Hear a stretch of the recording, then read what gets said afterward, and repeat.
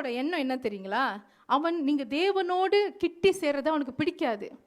நீங்கள் எப்பப்பெல்லாம் ஆண்டரோட ஒரு உறவில் உங்களை ஐக்கியப்படுத்தி கொள்றீங்களோ அது அவனுக்கு பிடிக்காது. அதனால அவன் என்ன செய்வான், உங்களை டிஸ்ட்ராக்ட் பண்ணிக்கிட்டே இருப்பான்.